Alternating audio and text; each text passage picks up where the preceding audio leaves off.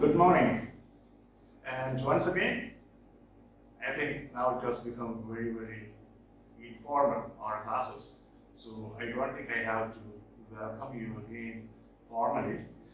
Anyway, welcome to the last lesson on prosody related lessons. This is topic 8C. Topic 8 has 3 parts. This is the last one. What is that? Various rhyme schemes. Let's have a look at different types of rhyme schemes in English. One question or a couple of questions can be asked from prosody section. Okay, so be prepared for questions from these lessons that we have already discussed. Okay, first of all, what is a rhyme? Very short definition given there.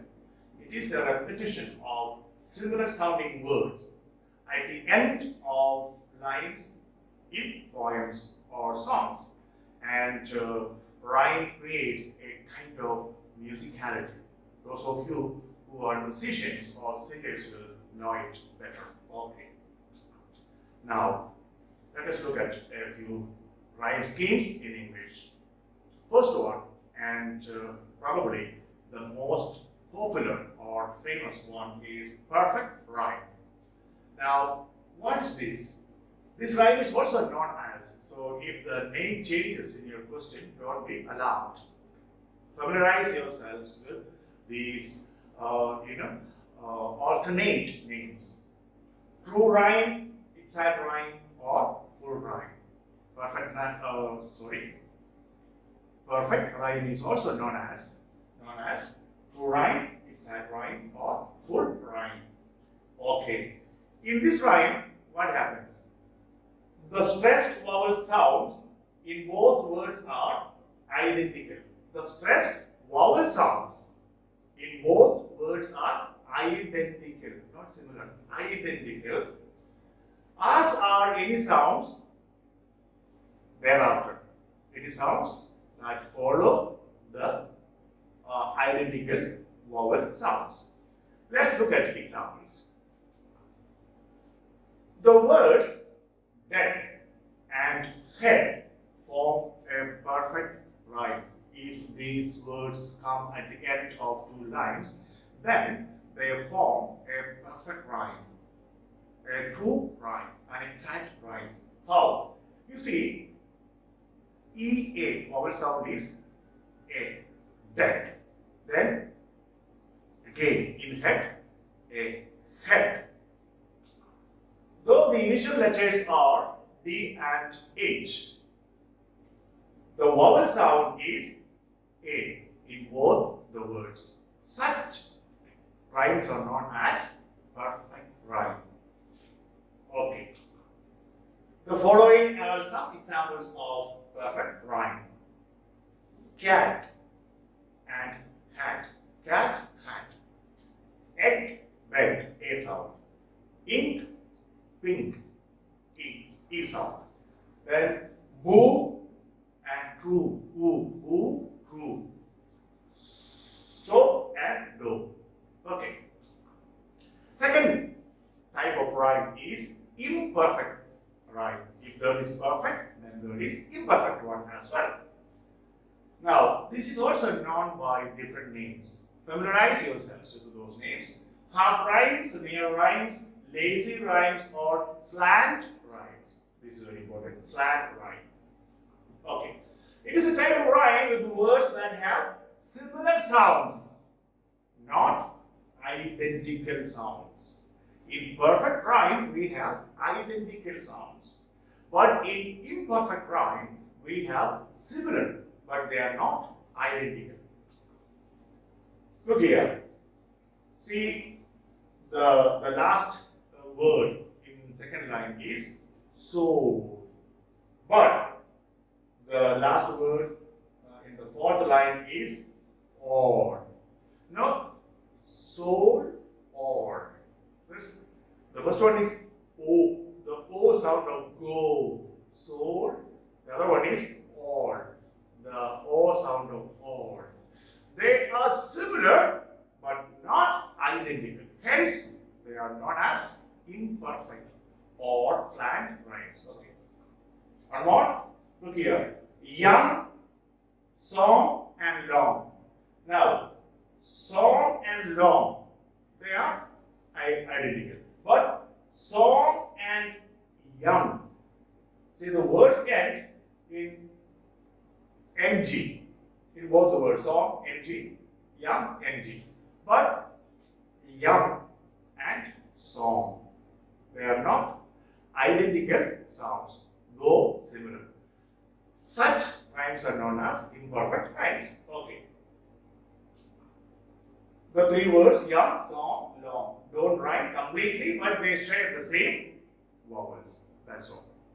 Though they share the same vowels, they don't sound identical.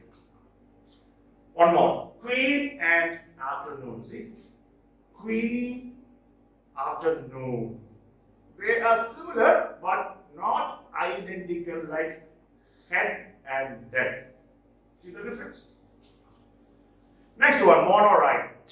No, same rhyme at the end of each line. Look at the example.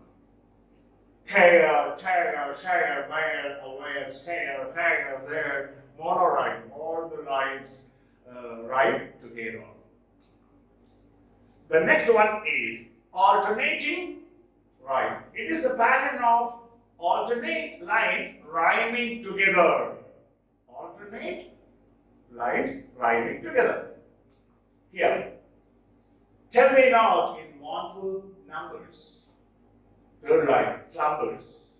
Okay. Now, second line, green. Fourth line, same. So, alternate lines rhyme together. Okay. Such rhyme scheme is known as alternating rhyme. Okay. Enclosed rhyme. What is enclosed rhyme? It is a pattern where a rhyming pair is enclosed inside another rhyming pair. Here is the example. Look here. The subtle thief of youth. Then next line, ear. Then career. Then shower. Now you see the rhyming pair. Line 1 and line 4. Okay. Within this pair, we have another rhyming pair enclosed. Ear, career. Okay, this is known as enclosed rhyme. Okay. Rhyming couplet. This is very important. Here what happens? It is a pattern of two lines rhyming successively, one after another. Okay. Look here. At hand, land, then bright sky, then tail, day. Two lines successively rhyming together. Rhyming couplet. Internal rhyme. Internal. What is that? It is the rhyming of two words within the same line. Example. Look here. Once upon a midnight dreary, while I pondered, weak and weary. So the line ends with weary and it rhymes with another word within the same line, dreary. Second line, nearly napping, and the last, napping. Tapping. So napping rhymes with tapping. The last word in the second line rhymes with another word within the same line. This is known as internal rhyme. Very easy, very easy. You will learn it here now. One more. I went to town to buy a gown. Town and gown rhyming together. I took the car and it was in the farm. I had a cat who wore a hat. Rhyming together. He looked cool but felt the fool. Cool fool. Internal rhyme. Chain rhyme. What is this one? It is also known as interlocking rhyme. It is the linking together of stanzas. If there are two stanzas or three or four, a rhyme from the first stanza is carried over to the next stanza.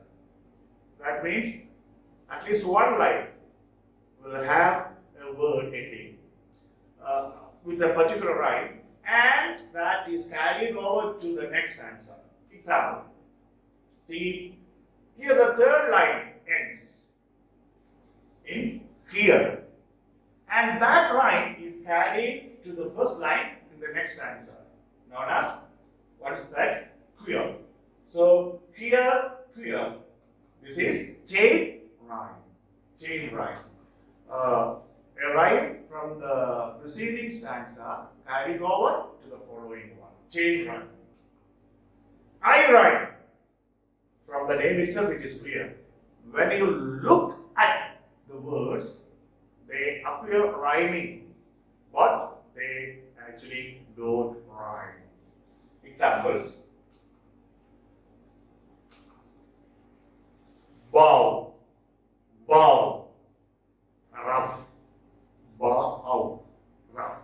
Here, these two words end with O-U-G-H, O-U-G-H. So when you look at it, you may think they are rhyming. No, you have to say the word loud to find out whether they rhyme or not. Okay, so these are known as I rhyme. The vowel sounds in these two words are different. One is bow, another is rough.